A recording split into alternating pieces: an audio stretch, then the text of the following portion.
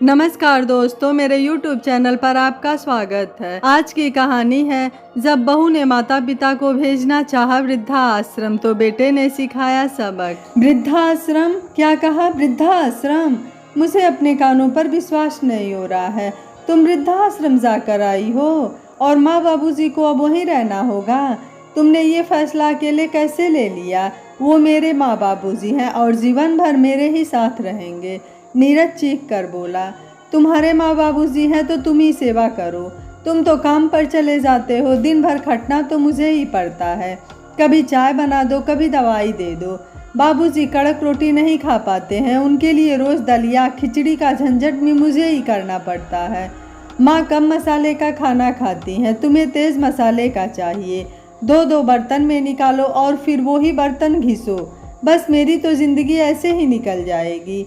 मोहल्ले की औरतों को देखो, साथ में सज संवर कर घूमने जाती हैं, सिनेमा देखती हैं, किटी पार्टी करती हैं और मैं दिन भर इन दोनों की सेवा में लगी रहती हूँ। एक क्षण को भी आराम नहीं। तुम सेवा करो तो पता लगेगा, दोनों दिन भर कितना नचा देते हैं। मेरा सिर ही घूम जाता है। फिर वृद्धाश्रम छोड़ने में बुराई क्या है? यहाँ भी क्या करते हैं दोनों? दिन भर पड़े रहते हैं, मुफ्त की रोटियाँ ही तो तोड़ते हैं। तनु और भी चिल्ला कर बोली ताकि उन्हें भी सुनाई दे। वहाँ रहेंगे तो उनके जैसे और भी लोग होंगे, मन लगा रहेगा। कम से कम मुझे दिन भर बहू खाने को दे दो, बहू घुटने की मालिश कर दे, बहू पानी गर्म करके दे दे, बहू कितनी बच गई, बहू इधर आ कहकर दिन भर परेशान तो नहीं करेंगे। जैसे यहाँ बैठे रहेंगे वैसे ही वृद्धाश्रम में भी बैठे रहेंगे। मुझे तो इस तरह की नौकरी से मुक्ति मिल जाएगी। क्या जीवन भर इनका ही करती रहूँगी? मेरी अपनी भी कोई ज़िंदगी है या नहीं? तनु की बातें पूरे घर में गूंज रही थी। दीवारें भी शायद शर्म से ज़मीन में गड़ गई थी, पर तनु की आंखों की सारी शर्म मर गई थी। वो अपने संस्कार भी भूल गई थी। उस पर एक ही धुन सवार थी कि वो किसी तरह अपने सास ससुर को वृद्धाश्रम छोड़कर उनसे मुक्ति पाले और अपनी ज़िंदगी जिए। घर में सन्नाटा पसरा था। माँ बाबूजी ने एक एक बात सुन ली थी और नीरज शर्म के मारे आंखें नहीं उठा पा रहा था। अपने ही माँ बाबूजी को वृद्धाश्रम कैसे छोड़ आए? जिन उंगलियों को पकड़कर चलना सीखा था, आखिर उन्हीं का हाथ इस उम्र में कैसे छोड़ दे? जिस माँ के आंचल की छाँव में बचपन बीता था, उसी माँ को बाहर की दुनिया में छोड़ आए। एक यही तो घर है, इसके नीचे उसने बचपन जिया है। माँ ने कितने लाड से उसे बड़ा किया है और बाबूजी ने उसे खून पसीना बहाकर सींचा है। आज वो अपने ही पालनहार, अपने ही जिंदगी के मालिक को कैसे घर से बाहर कर दे? नीरज इकलौती संतान है तो माँ बाबूजी उसी के साथ रहते हैं। ये घर आंगन तीनों की खुशियों का साक्षी है। इस घर आंगन में साथ साथ हर त्यौहार मनाया जाता है, हर सफलता का उत्सव मनाया है। जब नीरज पढ़ लिख कर अपने पैरों पर खड़ा हो गया था, उस दिन आस पड़ोस में लड्डू बंटवाए थे। नीरज की नौकरी एक अच्छी कंपनी में लग गई थी और अब वो अपने माँ बाबूजी के हर सपने को पूरा करना चाहता हूँ। उसे पता था उसकी नई मोटरसाइकिल के लिए बाबूजी ने कितनी जगह से पैसा जोड़ा था और ख़ुद कई जगह पैदल घूम आते थे। माँ ने बरसों नई साड़ी नहीं खरीदी और उसे हमेशा अच्छे से अच्छे कपड़े पहनाते हैं, हमेशा अच्छा खिलाया है। अब वो भी माँ बाबूजी की हर कमी को पूरा करना चाहता था। नीरज की नौकरी लगते ही उसके रिश्तों की बातें होने लगी। आसपास से काफ़ी रिश्ते आने लगे। इतना बढ़िया कद काठी और परिवार का इकलौता वारिस अपने पैरों पर खड़ा, इतनी अच्छी कंपनी में नौकरी लगी है तो कोई ऐसे रिश्ते को छोड़ना नहीं चाहता था। तनु के पापा बाबूजी के बचपन के गांव के ही निकले। बस यही जान पहचान काफ़ी थी और बाबूजी ने रिश्ता तय कर दिया। बाबूजी, अभी मैं इतनी जल्दी शादी नहीं करना चाहता हूँ, कुछ साल अच्छे से कमा लूँ तभी तो आने वाली की जिम्मेदारी उठा पाऊँगा। नीरज ने समझाना चाहा। बेटा, तुझे तो पता है तू हमारी शादी के 15 सालों बाद हुआ था। अब हमारी भी उम्र ढल रही है। अब तेरी माँ से चौका भी नहीं संभाला जाता है। हम तेरी शादी कर दें और तेरी संतान का मुँह देख लें, हमें बस यही चाहिए। अब पता नहीं कब बैठे बैठे ऊपर वाले का बुलावा आ जाएगा। बाबूजी की आंखें भर आई। आखिरकार नीरज शादी के लिए तैयार हो गया। घर में बहू आएगी, चौका संभालेगी और माँ बाबूजी की भी सेवा हो पाएगी। तनु हजारों सपने लिए ससुराल में आई। माँ बाबूजी ने पूरा घर उसे सौंप दिया, कभी किसी चीज़ के लिए टोका टाकी नहीं की। तनु ने अपने गुणों से सबका दिल जीत लिया, वो भी मन से माँ बाबूजी की सेवा करती। पहले तो उसे सब अच्छा लगता था, पर धीरे धीरे वो रोज़ के कामों से उकता गई थी। अभी नई नई शादी हुई थी और पूरे घर की जिम्मेदारी उस पर आ गई। उसका भी घूमने का मन करता था, सिनेमा जाने का मन करता था, बाहर होटलों में खाना खाने का, पर उसके सास ससुर ये सब नहीं खाते थे। कहीं भी जाओ या तो पहले उनके लिए खाना बना कर रखो या फिर आकर उनके लिए खाना बनाओ। अब तनु को अपने सास ससुर का घर में रहना अच्छा नहीं लगता था। वो चाहती थी कि नीरज अपना तबादला किसी दूसरे शहर में करा ले, ताकि वो और नीरज अपनी ज़िंदगी जी सके और उसे इस तरह बंधन में भी ना रहना पड़े। पर नीरज दूसरे शहर जाने को तैयार नहीं था। एक दिन तनु बोली, नीरज, मेरे मायके में मामा के बेटे की शादी है, तो मुझे वहाँ 4-5 दिन पहले ही जाना होगा। अरे, इतने दिनों पहले जाओगी तो घर को कौन संभालेगा? माँ बाबूजी की देखभाल कौन करेगा? तो क्या मैं मायके शादी में जाना छोड़ दूँ? मेरी अपनी कोई ज़िंदगी नहीं है, तनु चिल्ला कर बोली। नीरज ने समझाना चाहा, मैं मना नहीं कर रहा। माँ की डायबिटीज़ बढ़ गई है, वो बिस्तर से उठ नहीं पा रही हैं और बाबूजी के हाथ पैरों में कंपन रहता है, वो कोई भी चीज़ खुद से ले नहीं पाते हैं। मैं छुट्टी कर लेता, पर कंपनी में ऑडिट होने जा रहा है और मेरा वहाँ रहना ज़रूरी है, नीरज ने बताया। तनु कुछ भी सुनने को तैयार ही नहीं थी और वो शादी में जाने के लिए पैकिंग करने लग गई। माँ ने देखा तो नीरज को इशारों में शांत रहने को कहा। वो कर लेगी, भरोसा दिलाया। तनु जब से शादी से लौटी है तब से उसके दिमाग में वृद्धाश्रम का भितुर चढ़ा हुआ है। पता नहीं किसने क्या पट्टी पढ़ा दी, अब वो एक ही जिद लेकर बैठी है कि माँ बाबूजी को वृद्धाश्रम भेज दो।